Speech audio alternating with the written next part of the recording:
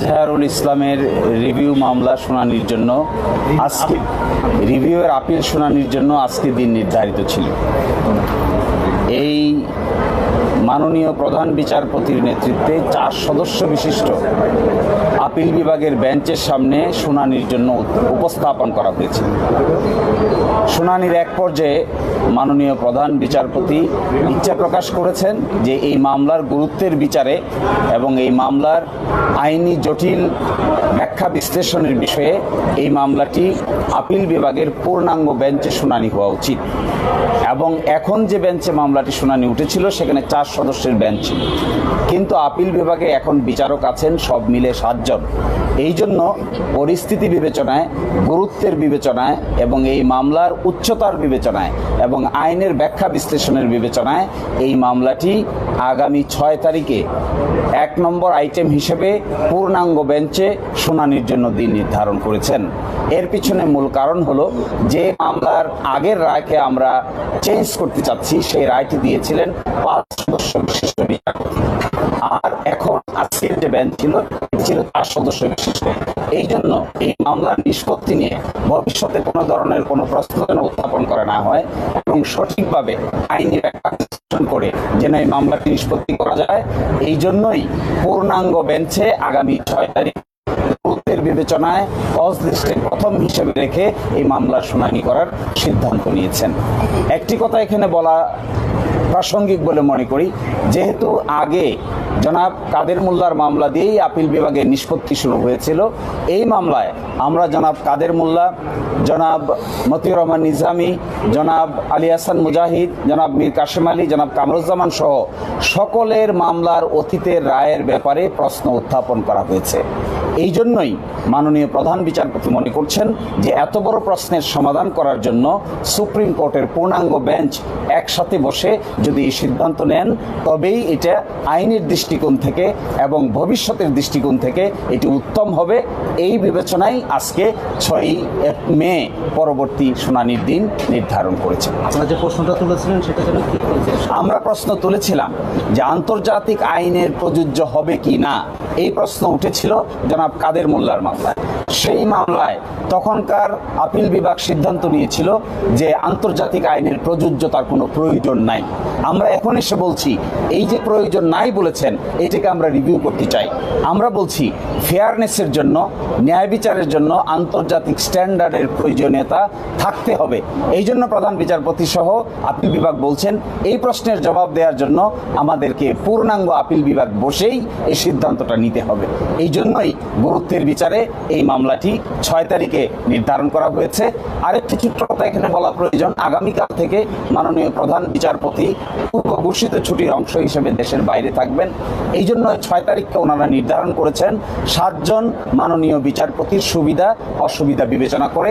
আমরা আশা করি ওই দিনের পরে আর এই মামলা নতুন করে শুনানির আর কিছু থাকবে না। আমরাও শুনানি শেষ করব, আদালত উপযুক্ত সিদ্ধান্ত এবং ওই দিন ওই মামলার গুরুত্বের বিচারে ফুল বেঞ্চ বসবে। আপনারা জানেন ফুল বেঞ্চ কিন্তু মঙ্গলবারে বসে না। এই মামলা শোনার জন্যই ফুল বেঞ্চ মঙ্গলবারে গুরুত্বপূর্ণ মামলা হিসেবে, সেন্সিটিভ, সংবেদনশীল এবং জাতীয়ভাবে ইম্পর্টেন্ট মামলা হিসেবে,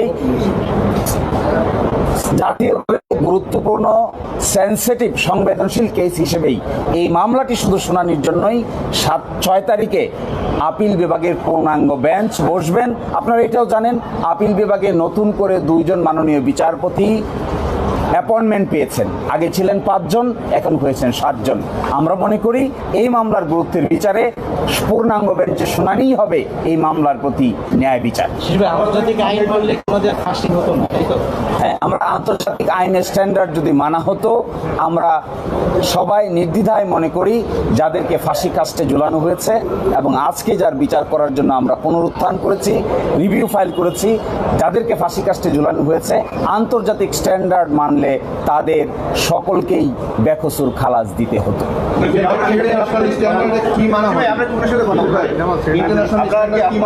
আপনারা কি কিছুটা হতাশ 8 মাসে যেমন রাজনীতি যারা রাজনীতি বন্দী ছিল তারা বের হয়ে গেছে, আপনাদের এই মানুষেরই আছে, তো আপনাদের দলীয়ভাবে আপনারা কি একটু হতাশ, কর্মীরা কিছু হতাশ?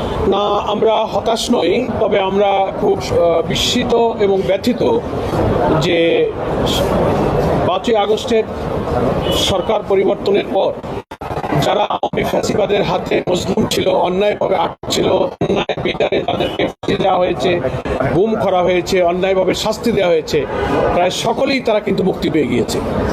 কিন্তু আমাদের মজলুম জননেতা এটিএম আজহারুল ইসলামের বিরুদ্ধে আনিত যে সমস্ত মিথ্যা অভিযোগ, তার কোনো একটি অভিযোগের সাথে তার সম্পর্ক নেই। এটা আদালতে আমাদের পক্ষ থেকে আইনজীবীরা যথার্থভাবে সেটা প্রমাণ করতে সক্ষম হয়েছেন। তারপরে ওই 8 মাস পর্যন্ত তার এই মামলার যে কোনো ব্যাখ্যাই আইনজীবীরা দিতে পারেন, কোর্টের কাছে একটা ব্যাখ্যা থাকতে পারে, কিন্তু সময়টা যে 8 মাস পার হয়েছে, সারা দেশের লক্ষ কোটি আমাদের নেতা কর্মী শুভাকাঙ্ক্ষী যারা ন্যায় বিচারের প্রত্যাশায় দিন গুনছেন, তারা ব্যথিত। আমরা হতাশ নেই এই কারণে যে আদালতের কাছে আমরা সুবিচারের জন্য ধৈর্য ধারণ করছি। আমরা আশা করি আদালত আমাদের প্রতি সুবিচার করবেন। আমাদের সম্মানিত আইনজীবী আপনাদের কাছে আদালতের প্রসিডিউর এবং বিধানগুলো উল্লেখ করে আজকে আদালতের যে নির্দেশনা সেটাও আপনাদের কাছে ব্যক্ত করেছেন।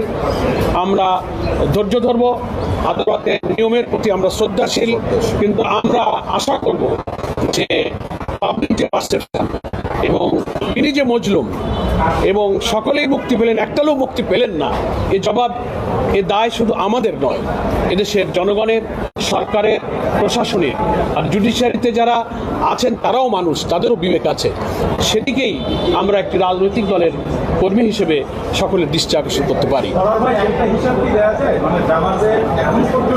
রাজনৈতিক মামলায় বিভিন্ন কারাগারে বা সারা দেশে কি পরিমাণ নেতাকর্মী এখনো বন্দী আছে?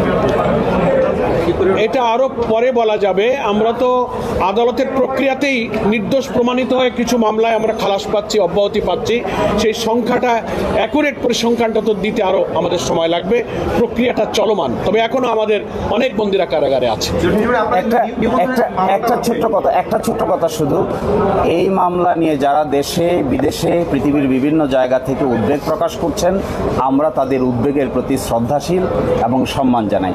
আমরা মনে করি যারা এই উদ্বেগ প্রকাশ করছেন তারা নিতান্তই নিজের আবেগ অনুভূতি প্রকাশ করে ভালো কিছুর প্রত্যাশা করছেন, এবং এই ভালো কিছুর প্রত্যাশার জন্য 6 তারিখে যদি ফুল বেঞ্চে মামলা শুনানি হয় এবং ভালো কোনো আউটকাম আমরা আনতে পারি, আশা করি সকলেই সাদরে এই ভালো আউটকামকে গ্রহণ করে নিজেরা নিজের মন থেকে খুশি অনুভব করবেন। নিবন্ধনের বিষয়ে লাস্ট আপডেটটা কি, ওটা কি করবেন? যে নিবন্ধনের মামলাটি আদালতে 3 দিন শুনানি হয়েছে, পার্ট হার্ড ম্যাটার বা আংশিক শ্রুত বলা হয়েছে। এটি আরও 1বার বা 2বার শুনানি হওয়ার প্রয়োজনীয়তা রয়েছে। তো আগামীকালকে থেকে মাননীয় প্রধান বিচারপতি দেশের বাইরে থাকবেন, উনি আসার পরেই আমরা নিবন্ধনের মামলাটির বাকির যে আংশিক অংশটুকু বাকি আছে সেটা শুনানি হবে, এবং শুনানি শেষে আমরা এটাও প্রত্যাশা করি যে নিবন্ধনের মামলাও আমরা ভালো ফলাফল পাবো ইনশাআল্লাহ। একই সাথে নিবন্ধনের সাথে জামায়াতে ইসলামীর প্রতীকের একটি প্রশ্ন বারবার আসে। আপনারা জানেন সুপ্রিম কোর্টের একটি ফুল কোর্টের রেজলিউশন অনুযায়ী একটি সিদ্ধান্ত তারা নিয়েছিলেন। সে ব্যাপারে আমরা সুপ্রিম কোর্ট সহ নির্বাচন কমিশনকে এটি স্পষ্ট করব যে সুপ্রিম কোর্টে যে সিদ্ধান্তটি নিয়েছেন ফুল কোর্টে, এটি মূলত কোনো আদালতের সিদ্ধান্ত নয়, এটি হলো কিছু প্রশাসনিক কথা। এই আগামীতে যখন নিবন্ধনের মামলা নিষ্পত্তি হবে, একই সাথে জামায়াত ইসলামীর দাঁড়িপাল্লার প্রতীকেরও নিষ্পত্তি হবে ইনশাআল্লাহ। ইন্টারন্যাশনাল স্ট্যান্ডার্ড কোনগুলি মানা হয় না, এটা যদি বলতেন। ইন্টারন্যাশনাল স্ট্যান্ডার্ড মানা হয় না, তার সবচেয়ে ইম্পর্টেন্ট কথা হলো এই আইনে একটা বিধান ছিল যে যদি আয়োর কাছে, ইনভেস্টিগেটিং অফিসারের কাছে কোনো সাক্ষী কোনো জবানবন্দি দিয়ে থাকেন, পরবর্তীতে তিনি আদালতে নাও আসেন, তারপরেও তার জবানবন্দি আদালতে সাক্ষ্য হিসেবে নেওয়া যাবে। আমরা বলেছি পৃথিবীর কোনো বিচারিক সিস্টেমে, পৃথিবীর কোনো ফৌজদারি বিচার ব্যবস্থার ইতিহাসে এইভাবে আয়োর কাছে কিংবা পুলিশের কাছে জবানবন্দি দিয়েছেন কিন্তু পরবর্তীতে কোর্টে এসে সাক্ষ্য দেননি, তার জবানবন্দি গ্রহণ করা যায় না। যদি তা মানা যেত তাহলে জনাব এটিএম আজহার কেন, জনাব কাদের মোল্লা সহ বাকি অনেককেই তারা সাজা দিতে পারতেন না। এই প্রশ্ন এখানে সেটেল করা হবে। Thank you. Thank you.